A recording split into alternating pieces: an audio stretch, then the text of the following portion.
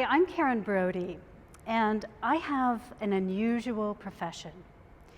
I'm what I call a man coach. I teach men to claim a power that can be devoted to honoring themselves and creating more mutually fulfilling relationships, especially with women. Often, when I share what I do socially with women, I get condescending responses like these. Wow, how great of you. Men really need it. Those poor things. They really have no one to talk to. You're an angel to do that work. Wow, your work is really cut out for you, girl. When women feel entitled to subtly bash men in my presence, it's akin to telling the coach of a football team that he's got a bunch of weak, untalented players. It really doesn't play well with me. In fact, it's tempting to give these women a piece of my mind and educate them about what I know about men. Believe me, I wasn't always this way. There was a time in my life when I was really angry with men. I didn't trust that they were necessarily good, and I blamed them for the ills of the world. Not because I was a hateful person or what we call a radical feminist, but because, like a lot of women, I had been hurt by men emotionally and sexually, and that pain was hidden behind my anger. As you can imagine, when I was guided to coach and empower men and to help them heal their sexual shame, I wasn't exactly your most likely candidate. In fact, I felt terrified. It didn't make a lot of sense, and yet it made perfect sense in that everything I had against men that was unresolved would be called into the light to be healed. Working with men and hearing firsthand their moving stories of the struggles they endured to become men and continued to endure to be men healed me of my separation from the masculine. My compassion for men came alive and exploded. My clients' stories changed me in a way that I hope this talk will change you, by inspiring you to reimagine the way you see and relate to men and masculinity in our world. For hundreds of years, men had predetermined roles. They were soldiers, tradesmen, corporate and household leaders. But as those roles either disappear or blur in the face of changes in the workplace and women's emerging power in the world, both young and middle-aged men are grappling with what exactly it means to be a man and what their purpose in the world is now to be. Add that men increasingly feel shame for the crimes of their gender and live with a painful sense of being wrong for being born the sex that they were born. While the Me Too movement was intended to heal women, it ripped open the masculine collective wound wide open, leaving many men reeling from a sense of hopelessness about the future of men. How many men here in this audience got messaging throughout your lives that men or masculinity is essentially bad? Yeah, it's actually really, really common. And how many of you felt unfairly judged as men in ways that harmed your relationships with others? If you think this crisis for men that I speak of isn't significant, I can tell you that I've made a 20-year career out of working with men who are caught in this painful, confusing limbo where they don't have a sense of their own human value or the appropriate way to fulfill their roles as husbands, fathers, and stewards of the planet in this current time. Men have been the dominant sex since the dawn of mankind, but that reality is shifting so quickly and so forcefully, it's putting men in a position that they have no idea how to navigate. Women are now favored over men in our Western workplaces, where skills such as empathy and the capacity to form bonds are desired over physical strength, risk-taking, and dominant behavior. In one generation, young men have gone from 61% of college degree recipients to just 39%, with women taking the lead. Women in their 20s in the United States now out-earn men in the same age group. This leaves men who once shaped their futures around the heroic idea of being a breadwinner to asking themselves, what is my value here? If I'm not needed or favored in the workplace, and my wife and family can survive without me, what is my human purpose? Not only are men being pushed out of the roles they felt they belonged in, imagine growing up with these messages. Your dad is no good.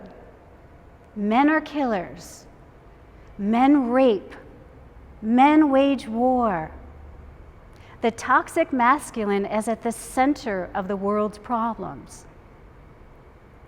Much of this may in fact be true, but if we keep reinforcing these messages that masculinity is intrinsically bad, men don't have a healing chance. And they will not evolve to lead our world with strength, vision, and courage. I would argue that a healthy masculine man is purpose-driven by nature and driven to do good. Men desire to serve and to protect. However, without a healthy sense of himself, a man can fall prey to porn or drug addiction, depression, disconnection, or even violence. The extreme is indicative. Look at the number of young shooters in the United States. These are all boys with absent or negative masculine role models who failed to connect or create meaningful relationships with others. We need powerfully directed boys and men armed with love to bring about the changes that are good for relationships, families, and the planet. But we have to start with seeing men as intrinsically good to inspire this positive evolution.